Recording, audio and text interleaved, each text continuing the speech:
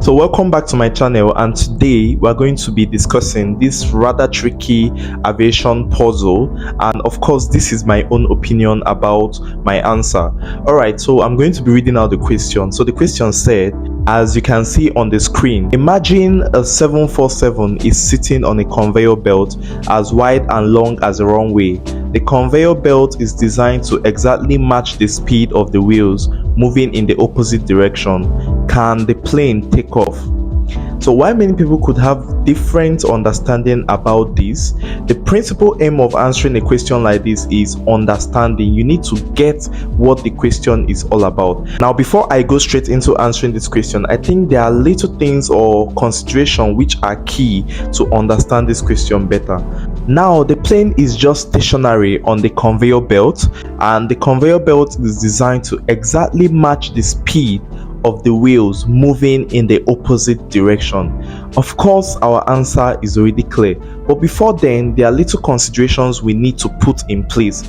First of all, you need to consider that a plane is able to take off due to the pressure differential which occurs on the wings of the aircraft. And why does this happen? This happens purely because of the fact that the plane is thrusting through air, and this thrust is caused, or the propulsion is caused, by the jet engine of the plane. Therefore, this plane is able to take off due to air speed. Now, this is different from ground speed, which is caused by the wheels of the aircraft. Now, the ground speed enables the airspeed at the ground stage, right? Because once the plane is on the airspeed takes over and nothing has to do with the wheels again. So this question now says, if the conveyor belt is designed to exactly match the speed of the wheels moving in the opposite direction, will the plane take off? So before I answer this question still, I think we have to consider some cases where we could, this is a question where you could make assumption, and of course I'm trying to bring up cases here which we could use to understand the question or the answer to this question better. Now, looking at this, the first case I'm going to bring it up is if there is no friction. Now, if there's no friction, of course we know that it just seems like a slippery floor, right? And this plane just moves following the direction of the conveyor belt, and of course it's going to take off. There's going to be takeoff. Now, this direction is rather opposite, not just in the same direction. The question said the conveyor belt is designed to exactly match the speed of the wheels moving in the opposite direction. So because it's moving in the opposite direction, of course the plane is going to take off if there is no friction, because the plane tends to move directly as a result of the motion caused by the conveyor belt, and because of this, of course, takeoff is going to be achieved. But now, in another case where there is friction, now looking at the question as a case study, to answer this question, I'll be looking at key considerations from this question on my own point of view, which I'm sure this is going to be the correct answer. Now, because there have been a whole lot of controversies, a whole lot of comments, a whole lot of debates, a whole lot of discussions about this question, and everybody is entitled to their answer. Now, there's difference between something being theoretical and being practical, and in this case we are just going to see that this is a theoretical question. It has nothing to do with a practical question, because if we look at that, we're going to see that this plane is a 747, a Boeing 747, also known as Queen of the Sky, right? And it is just resting in between a conveyor belt which is held by two spindles at the opposite end. Of course, we know how large a Boeing 747 is. It's very, very large, and of course it carries a whole lot of passengers, hundreds and hundreds of them, and this seems to be a whole lot of weight on that conveyor belt. As we can see, there is actually no bearings in between. This is practically impossible. But now, judging from our theoretical answer, which is hypothetical, of course, we are going to see that this plane is resting on the conveyor belt. It's just sitting like the question said. So I'm going to judge from that, right? Okay, let's go on. So I'm going to raise my first point from the fact that the question said the conveyor belt is designed to exactly match the speed of the wheels. So what is this trying to say to you? Moving in the opposite direction.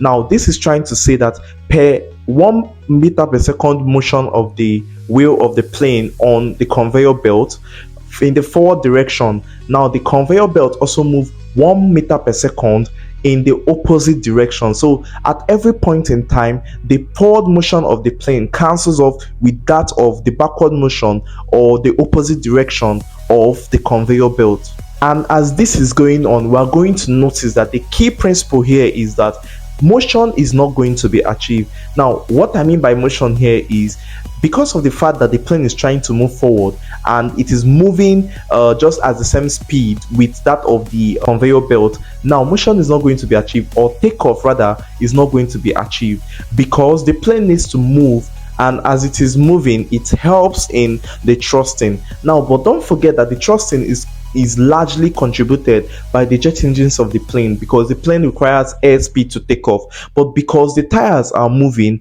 and it is cancelling off with that of the conveyor belt, the plane is practically or theoretically not going to take off. Why isn't it going to take off? It is not going to take off because this is a case where there is no thrust, there is no forward thrust. And of course, in this case, the forward motion of the plane is counteracting with the backward motion of the conveyor belt, and that is the answer. So the answer is no, the plane is not going to take off because there is no thrust being provided, or because the forward motion of the plane is counteracted by the backward motion of the conveyor belt, because they are moving in opposite direction and at the same speed, because the conveyor belt is said to be designed to move at the same speed as the wheels. And of course, the wheels don't contribute to any lift because the wheels is responsible for ground speed, but plane requires air speed, which is provided by the engines to move. And looking at the case where this plane is a 747, this is a gigantic plane, and of course it requires a whole lot of thrust, a whole lot for it to take off. So in this case, of course, practically it is not possible for this plane to take off. So not minding the experiments, I think many people might have their own opinion. Feel free to comment down. Created by the Mythbusters, where they were able to experiment this. They brought I think a turboprop plane, and they also brought in an improvisation for a conveyor belt and tried, and actually the plane took off. Now looking at this, I'm not going to say that the experiment was correct, because we need standard conditions. We are talking about a Boeing 747 here. It is totally different from a turboprop plane. We cannot be using a turboprop plane as used in the Mythbusters to explain this kind of situation. We need standard conditions, or at least nearly standard conditions,